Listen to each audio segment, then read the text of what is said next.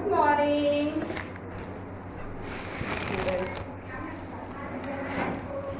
આજે આપણે એક્ટિવિટી 11 જોઈશું, બરોબર? હવે એક્ટિવિટી 10 માં આપણે રિવિઝન થોડું કરી લઈએ. આપણે બ્લેન્ક્સ જોઈએ હતી કે એમ ઇઝ વોઝ વેર અને આર વડે બ્લેન્ક્સ પૂરવાની હતી. ખ્યાલ આવ્યો મિત્રો? કે આઈ તો હોય તો આપણે એમ ક્રિયાપદ મૂકીએ, યુ હોય તો આર, વી હોય તો આર, ધે હોય તો આર, બરોબર? અને હી શી ઈટ હોય તો ઈ. સાદા વર્તમાન કાળમાં આપણે આઈ, એમ, ઇઝ હોય, હી શી ઈટ હોય અને એમ હોય તો એમ અને ઇઝ નો ઉપયોગ કરીએ છીએ. અને બહુવચનમાં વી અને ધે હોય તો આપણે આર નો ઉપયોગ કરીએ છીએ. એ જ રીતે ભૂતકાળમાં આઈ તો વોઝ થઈ જાય, એમનું શું થાય ભૂતકાળ? વોઝ. હી શી ઈટ સાથે ઈટ આવે તો તેનું પણ શું થઈ જાય ભૂતકાળ? વોઝ. તો એમ અને ઇઝ નું ભૂતકાળ વોઝ થાય અને આર નું ભૂતકાળ શું થાય મિત્રો? વેર. WERE. તો આ રીતે તમારી ઉપર ખાલી જગ્યાઓ પૂરી હતી આપણે એક્ટિવિટી 10 માં કે ટુડે ખાલી જગ્યા સેટરડે. તો શું આવશે? ટુડે ખાલી જગ્યા સેટરડે.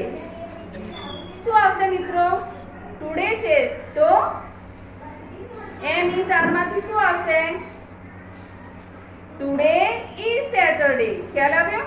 ધીસ યર આઈ ખાલી જગ્યા ઇન ક્લાસ 6.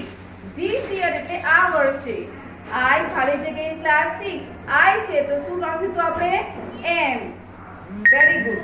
હવે ધીસ વીક વી ખાલી જગ્યા ઇન સ્કૂલ. ધીસ વીક આ અઠવાડિયે અમે સ્કૂલમાં છીએ. તો વી સાથે શું આવશે મિત્રો? We are. Very good. અને માય ફ્રેન્ડ્સ ખાલી જગ્યા હિયર ટુડે. માય ફ્રેન્ડ્સ એ પણ બહુવચન છે તો માય ફ્રેન્ડ્સ એ ધેમાં આવે છે તો ધે સાથે શું આવે? Are. My friends are here today. આ સાદા વર્તમાન કાળની બ્લેન્ક્સ હતી ખાલી જગ્યાઓ. અને ભૂતકાળમાં જ્યારે ટુડે નું ભૂતકાળ શું થાય? યસ્ટરડે. યસ્ટરડે એટલે ગઈકાલે. તો યસ્ટરડે ખાલી જગ્યા ફ્રાઈડે. તો આપણે શું લખીએ તો યસ્ટરડે વોઝ ફ્રાઈડે. એ જ રીતે લાસ્ટ યર, પેલું ધીસ યર હતું, એ જ રીતે લાસ્ટ યર એટલે ગયા વર્ષે આઈ ખાલી જગ્યા ઇન ક્લાસ 5. ગયા વર્ષે હું 5મા ધોરણમાં હતી તો આઈ સાથે શું આવશે? ઇઝ નું ભૂતકાળ વોઝ. ખ્યાલ આવ્યો? એ જ રીતે લાસ્ટ વીક વી ખાલી જગ્યા ઇન પાર્ક. લાસ્ટ વીક એટલે ગયા અઠવાડિયે અમે પાર્કમાં હતા તો વી હોય તો આર નું ભૂતકાળ આપણે શું લખીએ છીએ? વેર. WERE. અને ધે ખાલી જગ્યા નોટ હિયર યસ્ટરડે. ધે છે યસ્ટરડે છે માટે ભૂતકાળ તો ધે સાથે શું આવશે મિત્રો? ભૂતકાળ. આર નું ભૂતકાળ વેર. ખ્યાલ આવ્યો? તો આ મોસ્ટ આઈએમપી છે. આ પરીક્ષામાં પૂછાશે કે એમ ઇઝ વોઝ વેર અને આર વડે ખાલી જગ્યા પૂરું. આ રીતે તમારે આની એક્સરસાઇઝ લખવાની છે. હવે જોઈએ એક્ટિવિટી 11. ક્યાંય નીચે ટેબલ આપ્યું છે મિત્રો કે તમારા પરિવારના સભ્યો વિશે નીચે પ્રમાણે વિગતો નોંધો. હુ, વેન અને વેર. હુ એટલે વ્યક્તિ વિશે જાણવું હોય, આપણે વ્યક્તિનો પ્રશ્ન પૂછવો હોય, બરોબર? કે who is your father? My father is. તમારા ફાધરનું નામ લખવાનું, બરોબર? પછી વેન. વેન એટલે ક્યારે? તમારા ફાધરનો બર્થડે ક્યારે છે? When was your father's birthday? And where? Birthplace. કે તમારા ફાધરનો જન્મ ક્યાં થયો હતો એ પ્લેસ બતાવે છે તો ત્યાં where થી પ્રશ્ન પૂછવાના છે. ફેમિલી મેમ્બર્સમાં પહેલા આપણે મધર, ફાધર, સિસ્ટર, બ્રધર જે તમારા ફેમિલી મેમ્બર્સ હોય બોર્ડ ઉપર જે લખ્યા છે મેં નામ, મધર, ફાધર અને સિસ્ટર. બ્રધર હોય તો લખવાનું, તો 3 કે 4 ફેમિલી મેમ્બર્સ ના તમારે નામ લખવાના છે. અહીં મેં લખ્યું છે મધરનું નામ રેખાબેન. ખ્યાલ આવ્યો મિત્રો? હુ એટલે કે મધરનું નામ છે. વેન એમનો બર્થડે ક્યારે છે? 12 ફેબ્રુઆરી 1982. વેન એટલે ક્યારે તમારા મધરનો બર્થડે આવે છે એ ડેટ લખવાની છે. ખ્યાલ આવે? અને વેર એટલે પ્લેસ. તમારા મધરનો જન્મ કઈ જગ્યાએ થયો હતો એ સ્થળનું નામ અહીં વડોદરા લખ્યું છે મેં, બરોબર? તો એ રીતે તમારે મધરનું બર્થડે અને એમનું જે પ્લેસ જ્યાં જન્મ થયો હતો તે પ્લેસનું નામ લખવાનું છે. એ વડોદરા છે. તમારે મધરનો જન્મ જે જગ્યાએ થયો હોય તો જે ગામમાં કે શહેરમાં એ નામ લખવાનું છે. પછી છે ફાધર. તો ફાધરમાં પણ એ રીતે તમારે ડિટેલ્સ ટેબલમાં લખી દેવાની. ફાધરનું નામ અહીં અનિલભાઈ છે, તમારે તમારા ફાધરનું નામ લખવાનું છે. પછી વેન બર્થ ડેટ લખવાની છે 11 ઓગસ્ટ 1978 11મી ઓગસ્ટ. અને પ્લેસ એટલે કે જ્યાં ફાધરનો જન્મ થયો હોય તે સિટી લખી છે અહીંયા સુરત. એ જ રીતે સિસ્ટર. તો સિસ્ટરનું નામ લખ્યું છે મોના. તમારે સિસ્ટર કે બ્રધરનું નામ લખો તો બ્રધર મેચ્યુલાઇ તમે લખી શકો છો. મેં અહીંયા સિસ્ટરનું નામ લખ્યું છે મોના. એની બર્થ ડેટ છે 6 ફેબ્રુઆરી 2003. 6 ફેબ્રુઆરી 2003. અને પાછળ વેર એટલે કે બર્થ પ્લેસ આપણે આપણા બર્થ પ્લેસ લખવાનું કે અહીંયા વડોદરા છે. મોનાનો જન્મ વડોદરામાં થયો છે. તમારા સિસ્ટરનો જન્મ જે શહેરમાં થયો હોય ત્યાં તમારે તેનું નામ લખવાનું છે. તો મિત્રો આ રીતે સૌથી પહેલા તો ટેબલમાં વિગત તમારે લખવાની છે જે બોર્ડ ઉપર મેં દર્શાવી છે. હવે આ વિગતોને આધારે નીચેના પ્રશ્નોના જવાબ તમારે આપવાના છે કે what was age of your father in 2008. કે તમારા પિતાની ઉંમર 2008માં કેટલી હતી? તો આપણે ગણી કાઢવાની 2008માં. તો અહીંયા આવશે my father was 30 years old in 2008. Was નો ઉપયોગ કરવાનો છે મિત્રો, બરોબર? તો my father was 30 years old in 2008. Second question છે where was your brother or sister. Brother લખ્યું તો બ્રધર તમે અને સિસ્ટર લખ્યું હોય તો sister. Where was your brother or sister born. કે તમારા ભાઈ કે બહેનનો જન્મ ક્યાં થયો હતો? તો જવાબ આવશે my sister was born in Vadodara. My sister was born in Vadodara. જે તમે ટેબલમાં વિગત લખી હોય મિત્રો એ જ તમારે આન્સરમાં લખવાની છે. My sister was born in Vadodara. Third question wear was your mother Born. તમારી મમ્મીનો જન્મ ક્યાં થયો હતો? આપણે શું લખ્યું છે ટેબલમાં?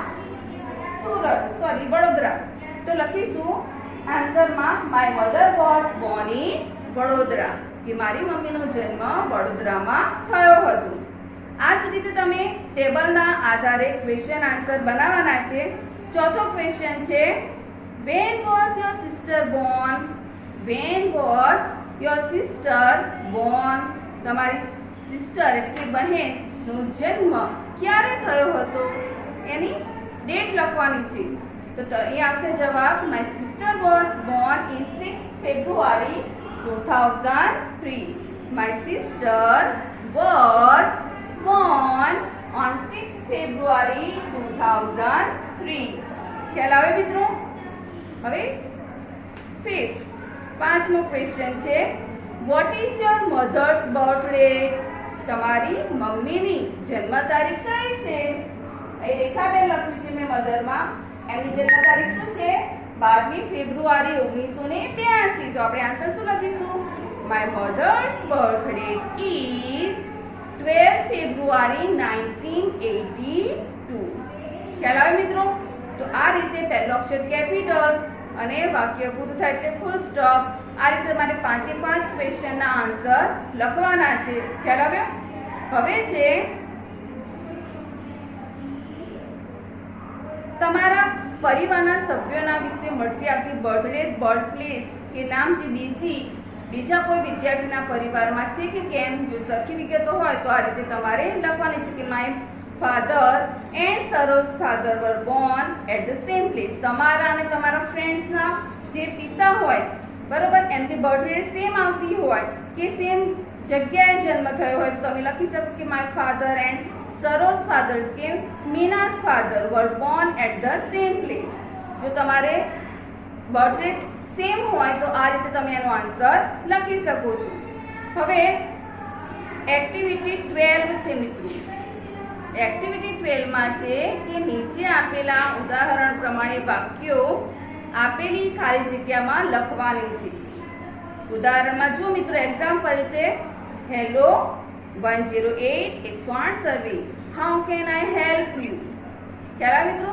તો જ્યાં ચોરસ નાના નાના ખાનામાં છે ત્યાં તમારે આ જે અક્ષર છે એ એકક અક્ષર કેપિટલ લેટર્સમાં જે રીતે લખેલો છે એ એક એક અક્ષર જ લખવાનો છે. હેલો તો પહેલામાં એચ, બીજામાં ઈ, ત્રીજામાં એક એલ, પછી ફરી એલ, પછી ઓ, પછી કોમા અલ્પવિરામ છે.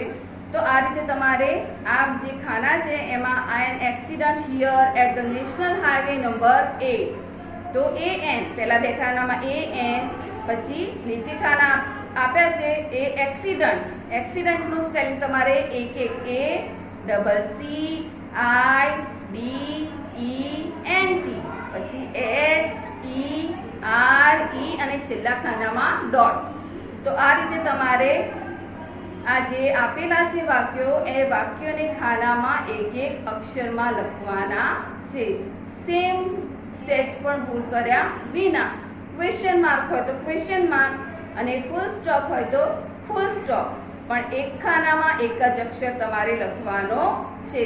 એ રીતે 1 2 3 4 5 અને 6 વાક્યો આપેલા છે એ તમારી જાતે તમારી નોટબુકમાં અને સ્વામાં લખવાનું છે. ખ્યાલ આવે મિત્રો કે આ રીતે ખાલી જગ્યાઓમાં આ રીતે ખાનામાં વાક્યો લખવાથી શું થાય, આપણને શું ફાયદો થાય?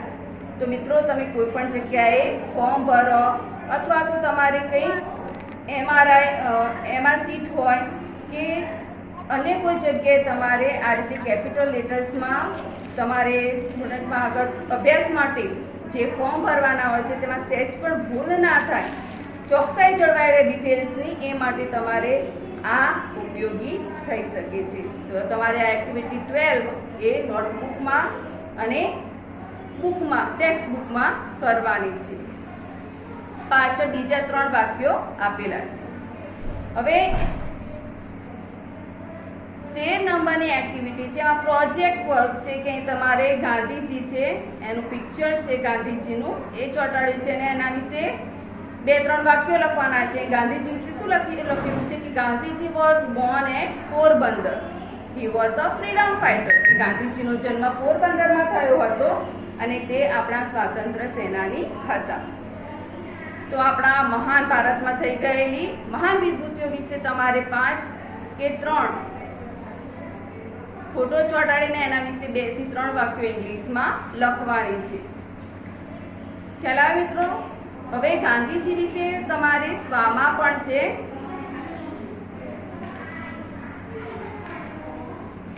ગાંધીજી વોઝ બોર્ન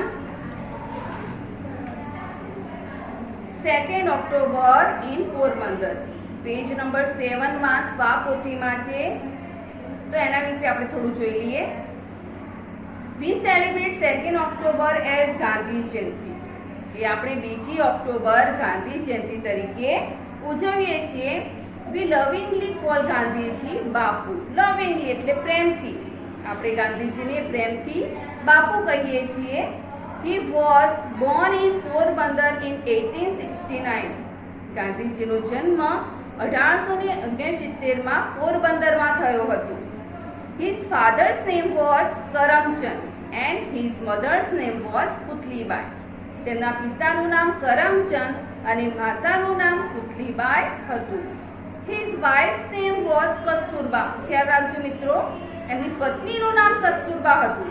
એમની મધરનું નામ શું હતું? પુતલીબાઈ and mother's name was Kasturba. મધરનું શું નામ હતું? Kasturba. He studied in Rajkot. Studied એટલે અભ્યાસ કરવો, તો તેમણે રાજકોટમાં અભ્યાસ કર્યો. He believed એટલે માનવું, BELIEVED, believed એટલે માનવું. He believed in truth and non-violence. Non-violence means અહિંસા, truth એટલે સત્ય. તો ગાંધીજી સત્ય અને અહિંસામાં માનતા હતા. He also believed in simplicity and equality. Simplicity એટલે સાદગી. ખ્યાલ આવે મિત્રો? Simplicity એટલે સાદગી અને equality, equal, એનો equality કર્યું છે. equality એટલે એકતા. સાદગી અને એકતામાં માનતા હતા. He fought for freedom. Fought. Fight નું ભૂતકાળ આપ્યું છે મિત્રો fought. FIGHT fight એટલે લડાઈ કરવી, લડત કરવી. એનું ભૂતકાળ થાય fought. અને freedom એટલે આઝાદી. તો આઝાદી માટે તેઓ લડ્યા હતા. He fought for freedom. We call him the father of the nation. Father of the nation means એનું meaning શું થાય કે તે આપણા રાષ્ટ્રપિતા કહેવાય છે. ગાંધીજીને આપણે શું કહીએ છીએ? રાષ્ટ્રપિતા તરીકે આપણે કહીએ છીએ, ઓળખીએ છીએ. ખ્યાલ મિત્રો, તો અહીં ગાંધીજી વિશે પેરેગ્રાફ આપ્યો છે જે તમારી પરીક્ષામાં પૂછાશે કે when do we celebrate Gandhi Jayanti? આપણે ગાંધી જયંતિ ક્યારે ઉજવીએ છીએ? તેનો આન્સર શું લખીશું આપણે? We celebrate Gandhi Jayanti on 2nd October. Next question હશે કે what do we lovingly call Gandhiji? આપણે ગાંધીજીને પ્રેમથી શું કહીએ છીએ? તો we lovingly call Gandhiji Bapu. What was, where and when was he born? Where એટલે ક્યાં અને when એટલે ક્યારે. ક્યાં અને ક્યારે તેમનો જન્મ થયો હતો? He was born in Porbandar in 1869. Next question છે 4 number. What was his father's name? તેમના પિતાનું શું નામ હતું? His father's name was Karamchand. Next 5. What was his mother's name? તેમની માતાનું શું નામ હતું? His mother's name was Putlibai. 6. What was his wife's name? Wife એટલે પત્ની. એમની પત્નીનું શું નામ હતું? His wife's name was Kasturba. 7. Where did he study? He studied in Rajkot. Did આપ્યું છે મિત્રો ક્વેશ્ચનમાં, તો તમારે સ્ટડીનું ભૂતકાળ કરવાનું છે. સ્ટડીનો સ્પેલિંગ છે STUDY. તો જ્યારે આપણે આન્સર લખીશું તેનું ભૂતકાળ પાસ્ટ લખીશું form STUDIED. He studied in Rajkot. Full stop. Number 8. What do we call him? આપણે તેમને શું કહીએ છીએ? We call him the father of the nation. Inverted કોમામાં લખવાનું છે અને પાછળ ફૂલ સ્ટોપ પૂર્ણ વિરામ. તો આ રીતે પહેલું અક્ષર કેપિટલ અને પૂરા વાક્યમાં તમારે એના આન્સર લખવાના છે. ખ્યાલ આવે મિત્રો? તો આપણે સૌથી પહેલા વેર વર યુ જોઈ હતી પોયમ, એના ક્વેશ્ચન આન્સર. હવે આ ગાંધીજીનો પેરેગ્રાફ છે એના પણ ક્વેશ્ચન આન્સર જોઈએ આપણે. હવે છે બ્લેન્ક્સ છે એ જે આપણે ઇઝ, એમ, આર અને વોઝ, વેર વિશે તમને એક્ટિવિટી 10 માં શીખવાડી એ પ્રમાણે તમારી સ્વામાં છે બરોબર. ટ્રુ ફોલ્સ અને પાઠના આધારે it was a cold day ના આધારે બ્લેન્ક્સ છે એ પણ વ્યવસ્થિત તમારે જાતે પૂરવાનું છે. અને સ્પેલિંગ ખાસ રેફ્રિજરેટર, ફ્રીઝર છે, આ બધા સ્પેલિંગ, ગ્રે આઉટસાઇડ, મીનિંગ્સ બધા સરસ તૈયાર કરવાના છે, તમારી ખાલી જગ્યામાં પૂછાશે. પછી છે 9 નંબર, પેજ નંબર 11 ઉપર છે તમારે અપોઝિટ્સ, વિરોધી શબ્દો. અપોઝિટ્સ લખવાના છે. હોટ તેનું અપોઝિટ શું થાય? કોલ્ડ. એબસન્ટ, એબસન્ટ એટલે ગેરહાજર, તો એનું અપોઝિટ શું થાય? વિરોધી શબ્દ એબસન્ટ, તો પ્રેઝન્ટ. ગુડ એનું અપોઝિટ શું થાય? બેડ. ટોલ તો અપોઝિટ શોર્ટ. સ્મોલ તો બિગ. અને હેવી એટલે ભારે, તો એનું અપોઝિટ શું થાય? લાઇટ. ખ્યાલ આવે મિત્રો? તો અહીં તમારે યુનિટ 1 પૂરો થાય છે. હવે આપણે ગ્રામર જોઈશું. બાલ આનંદ ગ્રામર છે તમારી કમ્પોઝિશન. એમાં પહેલું ગ્રામર છે, જોઈએ આપણે, રિવિઝન છે. એ અને એન, એ અને એન આર્ટિકલ વિશે સમજ આપી છે કે એ અને એન આર્ટિકલ ક્યારે આવે. જોઈએ આપણે કે ગણી શકાય તેવી વસ્તુ, પ્રાણી કે વ્યક્તિનો ઉલ્લેખ કરીએ ત્યારે નામની પહેલા એ કે એન આર્ટિકલ મૂકીએ છીએ. ગણી શકાય, ગણી શકાય શું? તો આપણે બુક્સ ગણી શકીએ બરોબર છે. ડોગ્સ કેટલા છે, કેટ્સ કેટલી છે, એલિફન્ટ કેટલી છે, આ પાંજરામાં પક્ષીઓ કેટલા છે બરોબર. વ્યક્તિઓ ક્લાસમાં સ્ટુડન્ટ્સ કેટલા છે, ટીચર્સ કેટલા છે, કાઉસ કેટલી છે, ડોગ્સ કેટલી છે. તો વસ્તુ હોય, પ્રાણી હોય કે વ્યક્તિ હોય જેને આપણે ગણી શકીએ તો તે વ્યક્તિની નામની પહેલા એ કે એન આર્ટિકલ મુકાય છે. બીજું કે એ ક્યારે મૂકવું અને એન ક્યારે મૂકવું એની સમજ પણ આપણને હોવી જોઈએ કે જે સામાન્ય નામનો ઉચ્ચાર વ્યંજનથી શરૂ થતો હોય અને તે એક વચનમાં હોય ત્યારે એ મુકાય છે. જે સામાન્ય નામનો ઉચ્ચાર વ્યંજનથી થતો હોય, વ્યંજન એટલે શું મિત્રો? તો એબીસીડીના અક્ષરમાં સ્વર સિવાયના અક્ષર, સ્વર કેટલા છે? 5. એ, ઈ, આઈ, ઓ, યુ.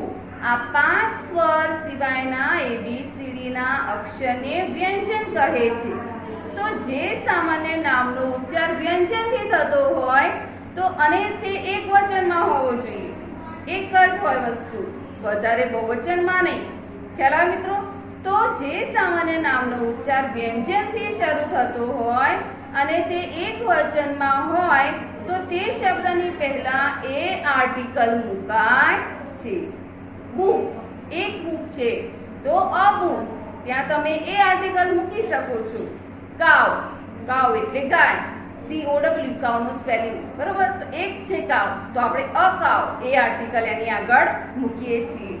બોય, છોકરો છે, અ બોય, તો એ આર્ટિકલ એની આગળ મુકાય છે. ટ્રી એટલે ઝાડ, અ ટ્રી, તો ટ્રીની આગળ આપણે એ આર્ટિકલ મૂકીએ છીએ. ખ્યાલ આવે મિત્રો? તો એ આર્ટિકલ ક્યારે મુકાય છે? કે જે સામાન્ય નામનો ઉચ્ચાર વ્યંજનથી શરૂ થતો હોય અને તે એક વચનમાં હોય તો તેની પહેલા એ આર્ટિકલ મુકાય છે. હવે એન આર્ટિકલ ક્યારે મુકાય? એ ક્યારે મુકાય એનો ખ્યાલ આવી ગયો મિત્રો, બરોબર ને? હવે એન આર્ટિકલ ક્યારે મુકાય? તો જે સામાન્ય નામનો ઉચ્ચાર સ્વરથી શરૂ થતો હોય. સ્વર હમણાં જ મેં તમને કહ્યું મિત્રો, સ્વર કેટલા છે? 5. કયા કયા? એ, ઈ, આઈ, ઓ, યુ. તો જે નામનો ઉચ્ચાર સ્વરથી શરૂ થતો હોય અને તે પણ એક વચનમાં હોય તો તેની પહેલા એ એન આર્ટિકલ મુકાય છે. એક્ઝામ્પલ તરીકે એપલ, એપલનું સ્પેલિંગ શું થાય? APPLE, એ. એપલમાં એ સ્વર કહેવાય તો આપણે શું મૂકીશું એની આગળ? An article. એલિફન્ટ, એલિફન્ટનું સ્પેલિંગ શું થાય? ELEPHANT, elephant. તો એનો પહેલો અક્ષર શું આવે મિત્રો? સ્વર, ઈ. તો આપણે એન આર્ટિકલ મૂકીશું. એ જ રીતે ઇમ્પોર્ટ, INKPOT, ઇમ્પોર્ટ એટલે સહીનો ફળિયો. તો આઈ થી શરૂ થાય છે સ્પેલિંગ, તો આપણે એની આગળ એન આર્ટિકલ મૂકીશું. Orange, ORANGE, orange. તો પહેલો અક્ષર છે ઓ, તો એની આગળ આપણે એન આર્ટિકલ મૂકીએ છીએ. એ જ રીતે અમ્બ્રેલા, અમ્બ્રેલા એટલે છત્રી, એનો સ્પેલિંગ શું થાય? UMBRELLA, umbrella. તો એની આગળ આપણે એન આર્ટિકલ મૂકીશું. ખ્યાલ આવે મિત્રો? તો આ રીતે એ અને એન આર્ટિકલ મુકાય છે, જે તમે આગળ શીખી ગયા. હવે છે ધીસ અને ધેટ, એ પણ રિવિઝનમાં છે. ધીસ એટલે આ, નજીકની વસ્તુ કે વ્યક્તિ દર્શાવી હોય તો તમે ધીસ નો ઉપયોગ કરો છો. ખ્યાલ આવે મિત્રો? કે ધીસ ઇઝ અ બુક, આ બુક મારી નજીક છે તો આપણે ધીસ નો ઉપયોગ કરીએ છીએ. કોઈ વ્યક્તિ કે વસ્તુ આપણી નજીક છે તે દર્શાવવા માટે ધીસ નો ઉપયોગ કરીએ છીએ. અને ધેટ, ધેટ એટલે પેલું, દૂરની વ્યક્તિ કે વસ્તુ દર્શાવવા માટે ધેટ નો ઉપયોગ કરીએ છીએ. કે that is a blackboard, that is a benches, that is a tubelight, that is a fan. તો દૂરની વ્યક્તિ કે વસ્તુ દર્શાવવા માટે that નો ઉપયોગ કરીએ છીએ. બીજું મિત્રો છે કે પ્રશ્ન વાક્યમાં ફેરવીએ આપણે કે this is a book, this is a book. હવે એને પ્રશ્ન વાક્યમાં ફેરવીએ તો શું આવશે? is આગળ આવી જાય છે કે is this a book, is this a book, yes this is a book. એને હકારમાં જવાબ આપીએ તો પૂરા વાક્યમાં શું બનશે? yes this is a book. અને શોર્ટમાં જવાબ આપીશું તો yes, book માટે શું વાપરશું આપણે? it, yes it is. અને નેગેટિવમાં જો પૂરા વાક્યમાં જવાબ આપવો હોય તો બુક ના હોય તો આપણે શું કહીશું? No, this is not a book. No, it is not. કે no, it isn't.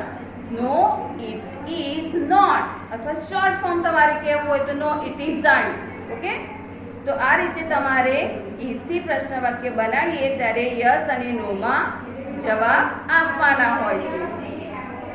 Third number છે સર્વનામ. સર્વનામને ઇંગ્લિશમાં કહેવાય છે પ્રોનાઉન્સ. પ્રોનાઉન્સમાં જોઈએ કે સર્વનામમાં એક વચન પહેલો પુરુષ આઈ હોય તો ટુ બી નું વર્તમાન કાળનું રૂપ શું બનશે મિત્રો? આઈ સાથે શું આવશે? એમ. અને એમ નું ભૂતકાળ શું થાય? વોઝ. ખ્યાલ આવે મિત્રો? આઈ એમ તો એનું ભૂતકાળ થઈ જાય આઈ વોઝ. બીજો પુરુષ યુ હોય, યુ કે એટલે તું કે તમે, તો યુ સાથે શું આવશે? You are. અને એનું ભૂતકાળનું રૂપ શું થઈ જશે? You were. WERE.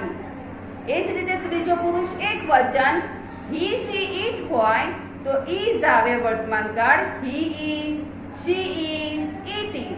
અને એનું ભૂતકાળ શું થઈ જાય મિત્રો? He was, she was, it was. એ જ રીતે સર્વનામ બહુવચનમાં હોય તો પહેલો પુરુષ એક વચનમાં આપણે જોયું આઈ તો એનું બહુવચન શું થાય? આઈ નું મિત્રો વી. તો એનું ટુ બી નું વર્તમાન કાળનું રૂપ બનશે વી આર. અને ભૂતકાળ શું થઈ જશે મિત્રો? વી વેર. એ રીતે સર્વનામ બહુવચન હોય, યુ નું બહુવચન યુ જ રહે તો આપણે યુ આર કરીએ છીએ, જ્યારે એનું ભૂતકાળનું રૂપ શું થઈ જશે? You were.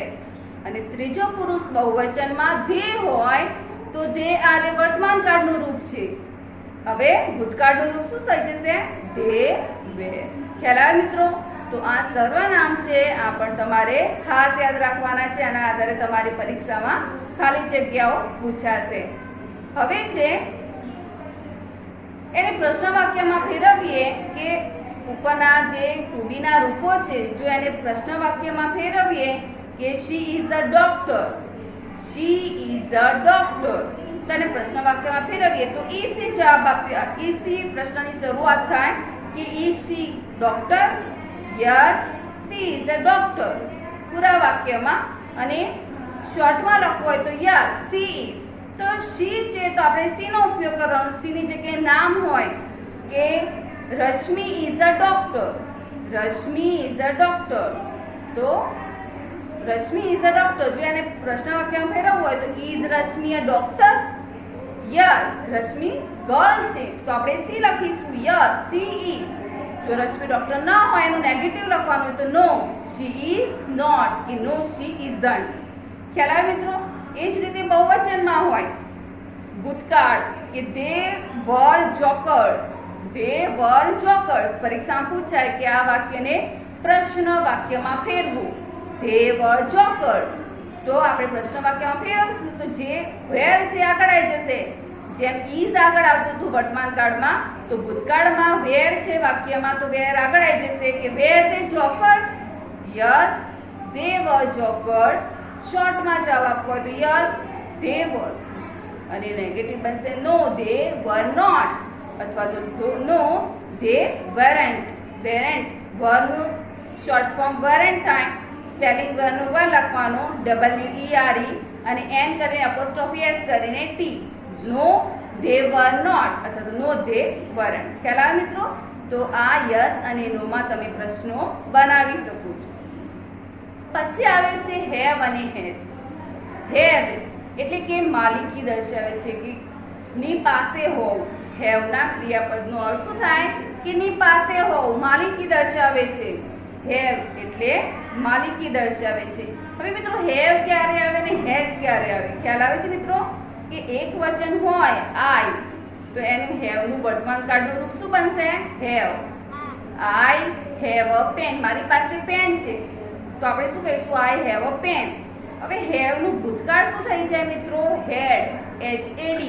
મારી પાસે પેન હતી અત્યારે છે નહીં તો આપણે શું લખશું? આઈ હેડ અ પેન. મારી પાસે પેન હતી અત્યારે છે નહીં. તો આઈ હેવ એનું ભૂતકાળ શું થઈ જાય? હેડ. You have. હેવ અને હેઝ ક્યારે આવે મિત્રો એ પહેલા જોઈએ આપણે.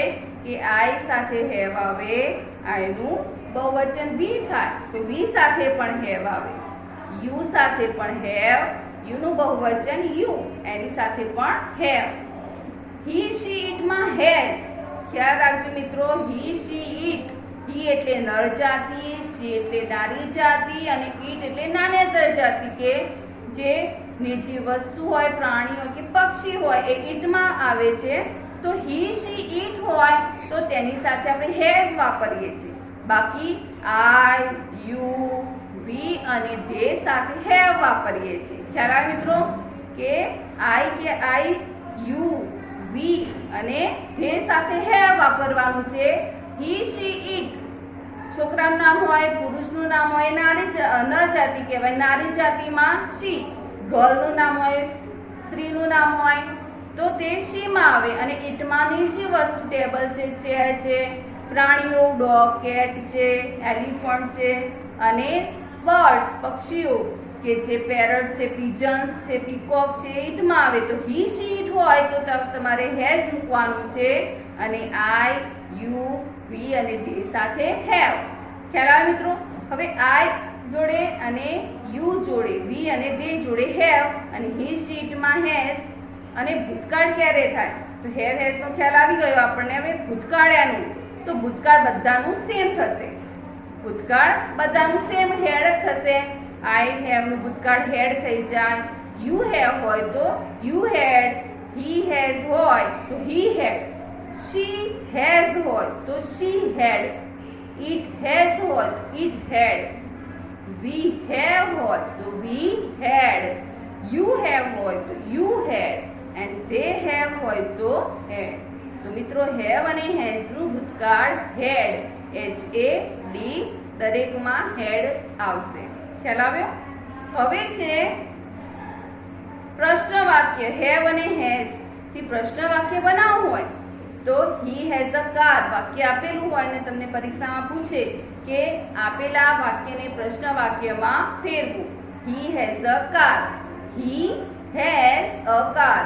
તો આપણે શું પ્રશ્ન વાક્ય બનાવીશું? હેઝ આગળ લઈશું. વાક્યની શરૂઆતમાં has. Has he a car? Yes he has. જો ના હોય તો નો હી હેઝન્ટ કે નો હી હેઝ નોટ. બીજું છે એક્ઝામ્પલ કે વી હેડ બુક્સ. પ્રશ્ન વાક્ય ફેરવીએ તો હેડ વી અ બુક્સ? યસ વી હેડ અને નો વી હેડ નોટ કે નો વી હેડન્ટ. ખ્યાલ આવે મિત્રો? તો આ રીતે હેવ અને હેઝ થી અને હેડ ની વાક્યની શરૂઆતમાં પ્રશ્ન વાક્ય બનાવીએ ત્યારે વાક્યની શરૂઆતમાં હેવ, હેઝ અને હેડ મુકાય છે. હવે છે નંબર્સ. નંબર્સ એટલે કે સંખ્યા. ખ્યાલ આવે મિત્રો? નંબર્સ એટલે સંખ્યા. જે 1 નું સ્પેલિંગ આપણે શીખી ગયા કે શું થાય? ONE 1 એટલે 1, 2 TWO 2 એટલે 2. તો આ રીતે 1 2 3 4 5 6 7 8 9 10 સુધી તો દરેકને આવડે, બરોબર? હવે 11 નું સ્પેલિંગ ખાસ યાદ રાખવાનું. ELEVEN 11. 12 TWELVE 12. 13 માં શું આવશે? THIRTEEN 13 એટલે 13. 14 FOUR TEEN 14 મિત્રો ખાસ યાદ રાખો. 13 14 પાછળ ન વંચાય છે તો એ રીતે તમારે સ્પેલિંગ TEEN કરવાના છે. 15 તો FIFTEEN. 16 SIXTEEN. 16 અને 60 આમાં ભૂલ ના થાય એ માટે તમારે ઉચ્ચાર વ્યવસ્થિત રીતે બોલવાના છે. 16 માં 16 થાય અને 60 એટલે 60 થાય. 60 તો 60 નો સ્પેલિંગ શું થાય? 60 કહેવાય અને SIXTY અને પેલું 16 એટલે કે 16 SIXTEEN. 60 17 SEVENTEEN 17. 18 EIGHTEEN 18. 19 NINETEEN 19 એટલે 19. 20 TWENTY 20 એટલે 20. હવે આ રીતે તમે 21 22 23 એ રીતે આગળ આવડી જાય તમને સ્પેલિંગ. મેઇન સ્પેલિંગ તમારે 1 થી 10 11 12 પછી 30 40 અને 20 નું ખાસ તૈયાર કરવાનું 20 નું આવડી જાય એટલે આપણે 21 22 23 આગળ આવડી જાય પછી આવશે 30 નું સ્પેલિંગ 30 30 નું સ્પેલિંગ શું થાય THIRTY 30 એટલે 30 40 FORTY 40 એટલે 40 50 FIFTY 50 એટલે 50 SIXTY 60 એટલે 60 70 70 મિત્રો 17 નહીં 17 કહેશો તો તમારે 17 થઈ જશે અને 70 એટલે 70 70 SEVENTY 70 એટલે 70 80 EIGHTY 80 એટલે 80 90 NINETY 90 એટલે 90 100 નો સ્પેલિંગ ખાસ યાદ રાખજો મિત્રો HUNDRED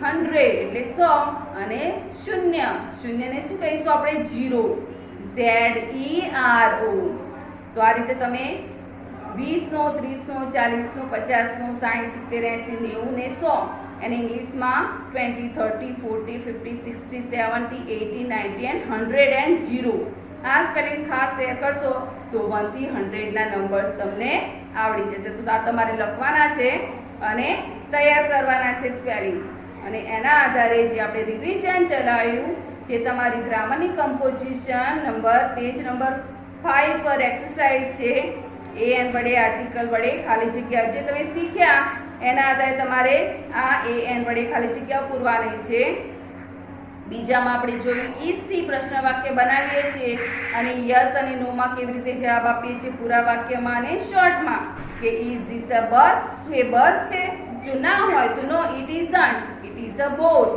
જે ના હોય તો નેગેટિવ બનશે કે નો ઇટ ઇઝન્ટ એ બસ નથી એ બોટ છે તો લખીશું અને નીચે ઇટ ઇઝ અ બોટ ખ્યાલ આવે મિત્રો પછી બીજો પ્રશ્ન પૂછે કે વોટ ઇઝ ધીસ ચિત્રમાં દેખાય છે કે ધીસ ઇઝ અ બોટ તો એ રીતે તમારે એક્ઝામ્પલમાં જોઈએ રીતે ક્વેશ્ચન 1 છે કે ઇઝ ધેટ અ પોટેટો શું આ પોટેટો છે બટાકું છે શું છે ભાઈ મિત્રો ટોમેટો છે તો શું લખીશું આપણે no it isn't it is a tomato ખ્યાલ આવે મિત્રો સેકન્ડ છે વોટ ઇઝ ધીસ આ શું છે તો ધીસ ઇઝ અ બનાના થર્ડમાં પેન્સિલ છે તો ઇઝ ધીસ અ પેન છે no it isn't it is a pencil dog છે કે વોટ ઇઝ ધેટ તો ધેટ થી પૂછ્યો હોય તો ધેટ થી જવાબ આપવાનો ધીસ થી ક્વેશ્ચન પૂછ્યો હોય તો ધીસ થી જવાબ આપવાનો કે no yes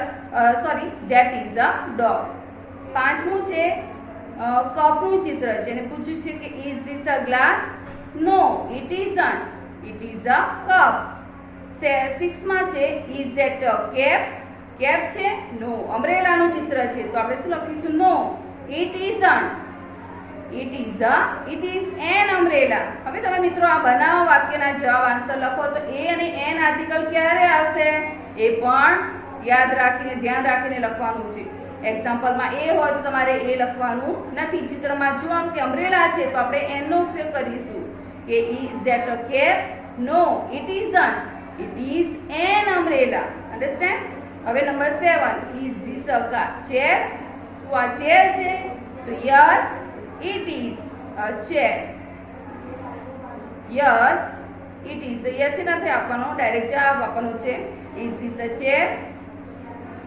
it is a chair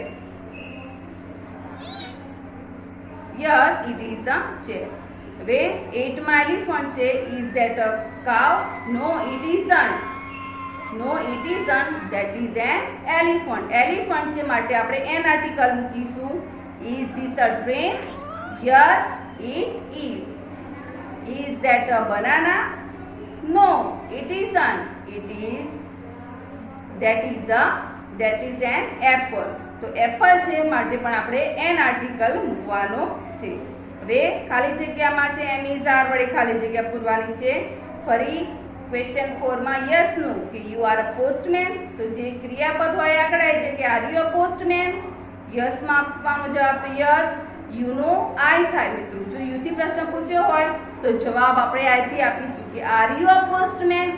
yes I am. તમે એમ વિચારતા હો કે ક્વેશ્ચનમાં તો ટીચર આર આપ્યું છે તો યુ છે માટે આર આપ્યો છે, પણ જ્યારે તમે આન્સર આપો છો તો યુ નો આઈ થઈ જાય છે. હું તમને પૂછું કે આર યુ અ સ્ટુડન્ટ તો તમે શું કહેશો? યસ આઈ એમ. એવું નહીં કહો કે યસ યુ આર. એ રીતે આવશે નહીં કે જ્યારે પ્રશ્ન યુ થી પ્રશ્ન પૂછવામાં આવે છે તો જવાબ આઈ થી આપવો પડે છે. તો આઈ સાથે એમ આવે કે are you a postman? Yes I am. જો ના હોય તો નો આઈ એમ નોટ. તો આ રીતે તમારે વાક્ય લખવાના છે. હેવ અને હેઝ નો ખ્યાલ આવી ગયો આપણને કે I have, you have, we have, they have અને હી શી ઇટ સાથે હેઝ આવશે. દેવિકા હોય તો શું આવશે મિત્રો? દેવિકા ગર્લ છે તો શું આવશે? હેઝ. બરોબર. બોયઝ, બોયઝ બહુવચન છે, ધે આવી ગયું. બરોબર. બોયઝ એટલે બહુવચનમાં ધે થાય તો ધે સાથે શું આવે? શું આવે? શું આવશે? ધે સાથે શું આવે મિત્રો? હેવ કે હેઝ? હેવ. શું આવશે? હેવ. વી હોય તો હેવ. અનંત હોય તો શું આવશે મિત્રો? અનંત શું છે? બોય છે, ગર્લ સોરી બોય છે, હીમાં આવશે તો અનંત હેઝ અ કાર. ખ્યાલ આવ્યો? આઈ છે તો આઈ હેવ અ બુક. ધે હોય તો ધે હેવ ટોયઝ. તો હેવ અને હેઝ વડે ખાલી જગ્યાઓ અને પરીક્ષામાં પૂછાશે તમારે 4, 5, 45 નો સ્પેલિંગ્સ લખો તો 45 FORTY અને FIB 45 એટલે 45. એનો ખ્યાલ આવવો જોઈએ. 100 100 તમારે 100 નો સ્પેલિંગ લખવાનો HUNDRED 100 એટલે 100. તો અહીં આપણે રિવિઝન પૂરું થાય છે મિત્રો. આ તમારે વાંચી અને એક્સરસાઇઝ લખવાની છે. Thank you. Bye bye.